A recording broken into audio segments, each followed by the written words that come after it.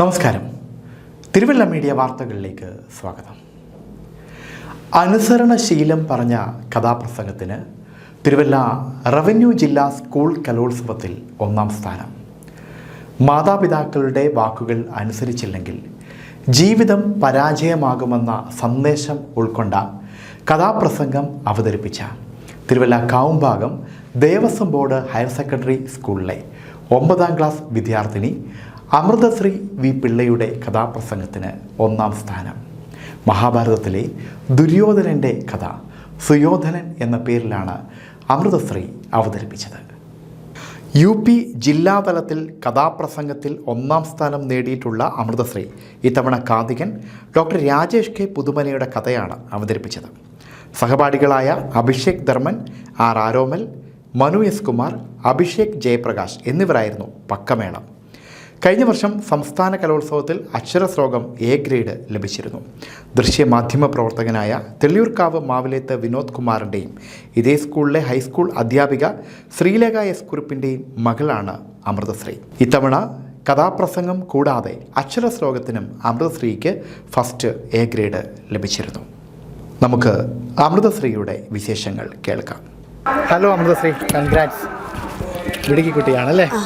Okay. ഇപ്പം നമ്മുടെ revenue ജില്ലാ സ്കൂൾ കലോത്സവത്തിൽ 2 മത്സരങ്ങൾക്ക് ഫസ്റ്റ് A ഗ്രേഡ് ഉണ്ടല്ലേ? അതെ. കഥാപ്രസംഗത്തിന് ഫസ്റ്റ് A ഗ്രേഡ്, പിന്നെ അക്ഷരശ്ലോകത്തിന് ഫസ്റ്റ് A ഗ്രേഡ്. ഓക്കെ, മോളെ ഒന്ന് പരിചയപ്പെടുത്തിക്കുക. പേര് മനസ്സിലായി.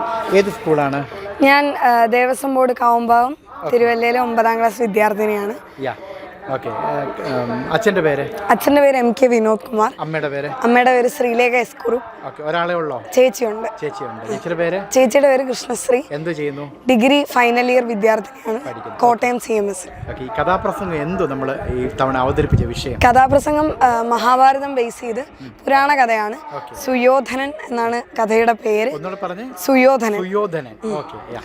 അപ്പം ഈ മാതാപിതാക്കളെ മക്കൾ അനുസരിക്കണം എന്ന് പറയുന്ന ഒരു ടോപ്പിക്കാണ് കഥാപ്രസംഗം നമ്മൾ എടുത്തത്.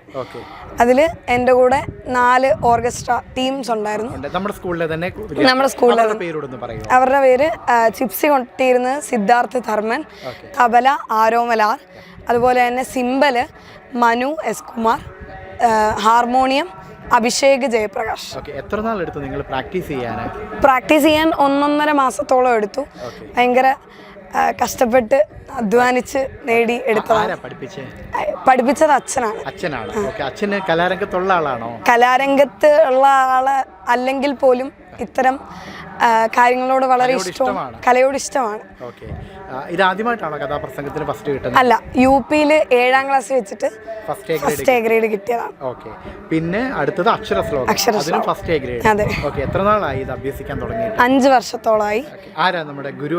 കവിയൂർ ശിവരാമയ്യർ അക്ഷരശ്ലോക സമിതിയിലാണ് ഞാൻ അഭ്യസിച്ചത്. അവിടുത്തെ ഏറ്റവും മൂത്തംഗമായിട്ടുള്ള ആര്യാദേവി മുത്തശ്ശിയാണ് ഞങ്ങളെ പഠിപ്പിക്കുന്നത്. കഴിഞ്ഞ വർഷം ഏതെങ്കിലും മത്സരത്തിന് പ്രൈസ് ഉണ്ടായിരുന്നോ? കഴിഞ്ഞ വർഷം അക്ഷരശ്ലോകം സ്റ്റേറ്റ് A ഗ്രേഡ് ആയിരുന്നു. ഓക്കെ. ഈ തവണയും 2 മത്സരത്തിന് സ്റ്റേറ്റിൽ പോകാൻ പറ്റും. അതിന് സന്തോഷമുണ്ട്. വളരെ സന്തോഷമുണ്ട്. ഓക്കെ. എന്തായാലും നമ്മുടെ നാട്ടിലുള്ള സ്കൂളുകളിലെ കുഞ്ഞുങ്ങളാണ് ഇത്തരത്തിൽ മികച്ച വിജയം കരസ്ഥമാക്കുന്നത് തിരുവല്ലയിലെ ഒരു മാധ്യമം എന്നുള്ള നിലയിൽ നമുക്കും ഒത്തിരി അഭിമാനം നൽകുന്നു. എന്തായാലും മോളെ സ്റ്റേറ്റിൽ പോയി വരൂ, വിജയിച്ച് വരൂ. എല്ലാവിധ ആശംസകളും അനുമോദനങ്ങളും നൽകുന്നു. നന്ദി, നമസ്കാരം. Thank you.